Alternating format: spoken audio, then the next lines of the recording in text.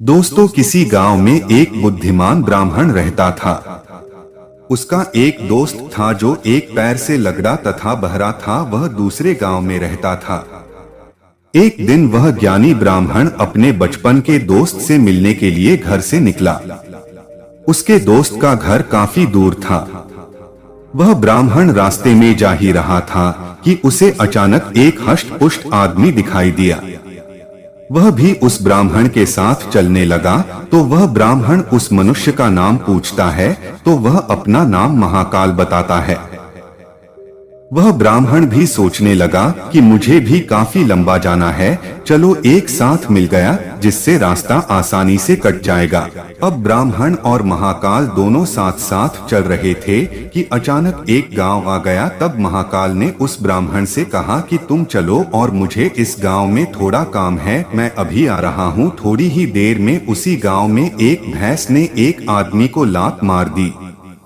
थोड़ी ही देर में महाकाल उस ब्राह्मण के पास आ गया और बोला कि चलो। फिर वह ब्राह्मण उस महाकाल के साथ चलने लगा। थोड़ी दूर जाने पर फिर एक गांव आया तो महाकाल उस ब्राह्मण से बोला कि मुझे इस गांव में थोड़ा काम है, मैं अभी आ रहा हूँ।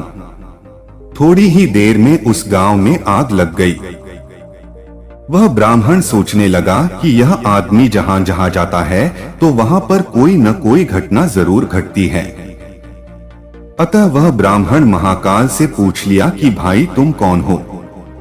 ब्राह्मण की बात सुनकर महाकाल बोला कि मैं यमदूत हूँ, मनुष्यों के प्राण हरण करना मेरा काम है। उसके बाद ब्राह्मण महाकाल से पूछा कि तुम यमदूत हो तो ये बताओ कि अगली मृत्यु किसकी होने वाली है। तब महाकाल ने कहा कि अगली मृत्यु तुम्हारे उसी मित्र की होने वाली है जिससे तुम मिलने के लिए जा रहे हो।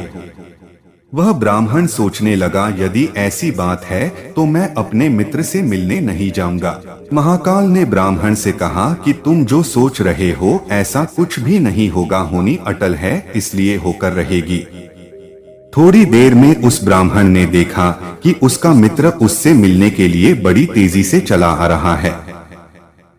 जैसे ही उसका मित्र उस ब्राह्मण के पास पहुंचता है, हृदयाघात होने के कारण उसकी मृत्यु हो जाती है। इससे उस ब्राह्मण को बड़ा पछतावा होता है।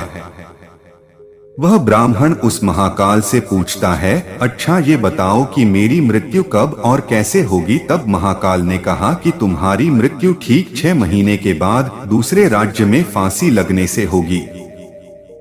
वह ब्राह्मण फिर अपने घर गया और सीधे अपने राज्य के राजा के पास गया और ब्राह्मण ने राजा से सारी बात बता दी। तब राजा ने राज्य सभा में यह प्रश्न सबके सामने रखा। तब उस राज्य सभा में यह फैसला लिया गया कि यदि ऐसी बात है तो वह ब्राह्मण इसी राजमहल में 6 महीने तक रहेगा। राजा ने ब्राह्मण के लिए राजमहल में ही व्यवस्था करवा दी। धीरे धीरे समय व्यतीत हो रहा था। उस ब्राह्मण को नींद में चलने की बीमारी थी और यह बात उस ब्राह्मण को नहीं मालूम थी। जिस दिन उसकी मृत्यु होने वाली थी उसी रात्रि को ही वह ब्राह्मण राजमहल से निकलकर दूसरे राज्य के राजमहल में जाकर राजा के शयन कक्ष में राजा और रानी दोनों के बीच में जाकर सो गया। सुबह जब राजा उठा तो उस ब्राह्मण को अपने शयन कक्ष में देखकर बहुत क्रोधित हुआ और उस ब्राह्मण को फांसी की सजा सुना दी।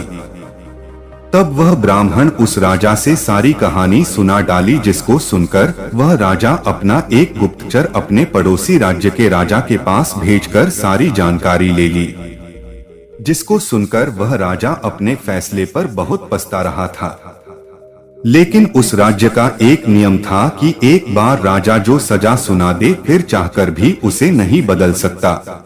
राजा ने एक राजसभा लगाई और इसका उपाय पूछा। तब उस राजसभा में यह फैसला लिया गया कि एक पतले धागे का फंदा बनाकर आप ब्राह्मण को पहनाकर अपना वचन पूरा कर लीजिए। फंदा पतला होने के कारण ब्राह्मण की मृत्यु भी नहीं होगी और आपके फैसले की लाज भी बच जाएगी। तब एक पतले पतले धागे से फांसी का फंदा बनाया गया और उसके अगले दिन ब्राह्मण के गले में डाल दिया गया और फंदे को खींच दिया गया। सभी ने यह सोचा था कि ब्राह्मण को कुछ नहीं होगा, लेकिन उस पतले धागे की वजह से उस ब्राह्मण का गला कट गया और खून तेजी से निकलने लगा। ज्यादा खून बह जाने की वजह से उस ब्राह्मण की मृत्यु हो गई। दोस्तों, हमारे भाग्य में जो लिखा होता है वो हर हाल में होकर ही रहता है, उसे बदला या काटा नहीं जा सकता है। उस ब्राह्मण ने अपने बचने के कितने उपाय किए, लेकिन मृत्यु के आने पर कोई उपाय काम न आया तथा उसकी मृत्यु हो ही गई। तो मित्रों, आज की हमारी प्रस्तुति कैसी लगी कमेंट में जय श्री राम जरूर लिखना।